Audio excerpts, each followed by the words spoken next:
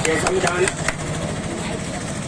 जैसा कि आप सभी को, कुछ हमारे युवा नए क्रांतिकारी साथी हैं, बुजुर्ग दादा हैं, आज हमारा ओबीसी महासभा के तत्वाधान में यह 5वां दिन है।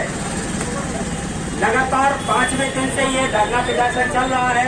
हमारे क्रांतिकारी बारी बारी से यहाँ अपनी उपस्थिति दे रहे हैं और ये क्यों दे रहे हैं, ये मुद्दे आपको फ्लैक्स के माध्यम से उसमें लिपिबद्ध भी कर दिया गया है और सभी वक्ताओं के द्वारा बारी बारी से इस चीज को बताया गया है कि ऐसी क्या वजह आन पड़ी कि हम आप सबको ये धरना प्रदर्शन करने की जरूरत आन पड़ी। उसकी वजह की ओर आप सबको इंगित करना चाहता हूं कि जो ओबीसी महासभा के द्वारा मध्य प्रदेश ही नहीं पूरे देश के अंदर इस मांग को बुलंद किया जा रहा कि हमारी जातिगत जनगणना कराई जाए, जिसकी जितनी संख्या बारी उसकी उतनी हिस्सेदारी। सरकार किसी की भी रही हो, वो मीठी मीठी बात है। जिस भी पार्टी की सरकार होती है, किसी पार्टी के विधायक मंत्री सांसद होते हैं, वो सब अपने अपने स्तर से SC ST OBC को गुमराह करने के लिए चिकनी चुपड़ी बातें करते हैं। लेकिन सच्चाई यह है कि देश को स्वतंत्र हुए आज 75 वर्ष हो गए, लेकिन यहाँ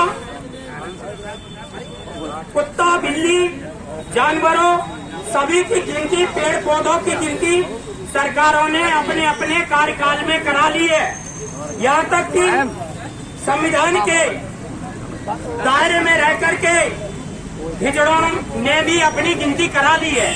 लेकिन एक पिछड़ा वर्ग जो जिसकी संख्या देश के अंदर 60% है, आज उनकी गिनती की कोई बात नहीं कर रहा है।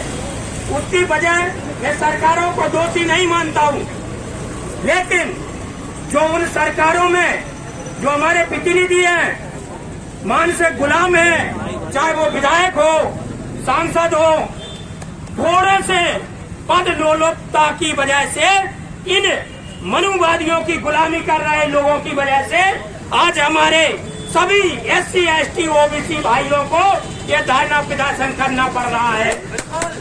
ये बिल्कुल, चाहे वो कांग्रेस की सरकार रही हो, चाहे बीजेपी की रही हो, इन गुलामों को मैं एक और ध्यान आकर्षित करना चाहता हूँ। चाहे वो बीजेपी में रह रहे लोग हो, विधायक सांसद हो, मंत्री हो, चाहे कांग्रेस शासनकाल में कांग्रेस के विधायक सांसद मंत्री रहे हो, जब इन बहुजन समाज की बेटियों के साथ बलात्कार होता है, मुझे नहीं लगता है किस बिल में घुस जाती है गुलाम। इन बहन बेटियों की इज्जत के सम्मान के लिए यदि ये तुम्हारे साथ उनके न्याय के लिए खड़े नहीं हो सकते तो ये तुम्हारे है ही नहीं है। ये बिल्कुल दिमाग अपने कान में इस बात को याद करके रख लो, सुन लो कि अगर तुम्हारी बहन बेटियों के साथ हो रहे बलात्कार के लिए आवाज नहीं उठा सकते तो ये तुम्हारे कभी नहीं हो सकते। चाहे वो किसी भी दल में हो, पहली प्राथमिकता है आप बच्चों को पैदा करते हैं, बच्चियों को पैदा करते हैं, और आप उस बच्ची के साथ यदि कोई बलात्कार करता है और उसके न्याय हक के लिए कोई नहीं आ सकता तो वो तुम्हारा नहीं हो सकता। तो इनका इस प्रकार के घटनाक्रम, चाहे वो जतारा बमोरी कला आपदा बमोरी की कुशवाहा समाज की बहन की बात हो, चाहे हमारे राजपूत समाज की बेटी बंडा की बात हो, ऐसी बहुत सारी अभी हाल ही में नौगांव के अंदर हमारी हरवार समाज SC समाज की बहन के साथ बलात्कार किया है। तो आखिर इस घटना को यदि OBC महासभा भी उठाना है, उठाएगी तो तुम क्यों हो? फिर तुम किस लिए तुम्हें बनाते हैं? चाहे तुम बीजेपी में हो, कांग्रेस में हो, सपा बसपा में हो, यदि तुम इन बहन बेटियों की इज्जत सम्मान की बात नहीं कर सकते तो तुम हमारे नहीं हो। इनका सामाजिक बहिष्कार किया जाना चाहिए। जब वोट इनको जरूरी होता तो सब हमारे भाई नजर आते हैं SC ST OBC, लेकिन बन जाने के बाद चाहे तुम्हारी बहन के साथ बलात्कार हो, माँ के साथ हो, चाची के साथ हो, किसी के साथ हो, इस प्रकार के दो मुहे सांपों को भी नजरअंदाज नहीं किया जाएगा। ये वोट देते वक्त इस बात को भी याद रखा जाएगा। और जो लिपिबद्ध मांगे हैं, हम ये जो हमारे पूर्व वक्ताओं ने भी बोला है, 30 नहीं 50 भी विधायक बनेंगे। मैं यहाँ के वर्तमान विधायकों से, चाहे वो यहाँ से गिरी जी हो, राहुल सिंह लोधी हो, हरिशंकर खटीक हो, मैं खास करके मैं कुशवाहा बरादरी से आता हूँ। जब मेरी बहन के साथ राहुल शुक्ला देवव्रता ने बलात्कार किया, अब तब हमारी वाले ने बहन के साथ, तब कहाँ गए थे तुम? कहाँ मर गए थे तुम? अभी वोट चाहिए तो तुम कुशवाहा समाज के पास, वहाँ तुम पेड़ पलोटते फिरोगे। मैं तीनों विधायकों से सेकंड से कहना चाहता हूँ, तब कहाँ थे तुम? तो ये चीज आपको याद करना होगी। वोट देते वक्त इन मौका परस्तों को याद रखना होगा। इनके लिए ये बात हमेशा याद रखना चाहिए।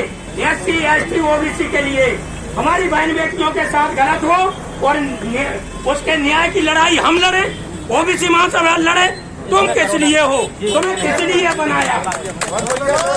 अगर तुम हमारे बहन बेटियों की रक्षा नहीं कर सकते, आप इसका जवाब आने वाले 2023 विधानसभा में दिया जाएगा।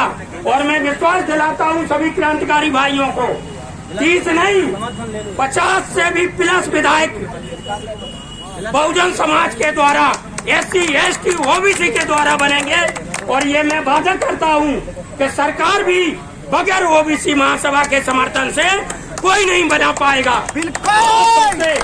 मैं तो ये भी चैलेंज इस मंच के माध्यम से करता हूँ कि जो इन 75 वर्षों में हमारी जातिगत जनगणना और संख्या के हिसाब में हक अधिकार आरक्षण के खिलाफ है, मेरे खिलाफ पिटीशन लगाता है, मैं यदि अपनी बाप की औलाद हूँ, अपनी बाप की पेशाब हूँ, तो इन मनुवादियों को अपने जीवन में कभी भी वोट नहीं दूंगा। मैं अपने महापुरुषों को साक्षी मान के ये कसम लेता हूँ कि इनको कभी भी वोट नहीं देंगे। ये इस प्रकार से जितने भी युवा साथी हैं, आप सब भी ये कसम करिए कि इन मनुवादियों की जो लालामी है, जो इनकी तानाशाही है, वो आपके वोट की वजह है। तो वोट देने का परहेज करिए। ये गुलामी रूपी बीमारी है, जो जनगणना रूपी बीमारी है, आरक्षण रूपी बीमारी है, ये सारी बीमारी समाप्त हो जाएगी, ये मैं वादा करता हूँ। यदि ऐसा नहीं हुआ, मुझे भाई बीच चौराहे पे खड़ा करके जूतों की माला पहनाइए और गोली से उड़ा दीजिए।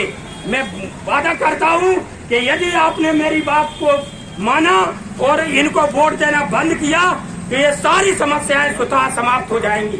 क्योंकि आप अभी ये देने अपन लेने की बात कर रहे हैं, मुझे आरक्षण दो, मेरी गिनती कराओ, मैं वादा करता हूँ कि आप देने वाले बन जाएंगे। मैंने समय ज्यादा ले लिया। जय ज्योति, जय भीम, जय क्रांति।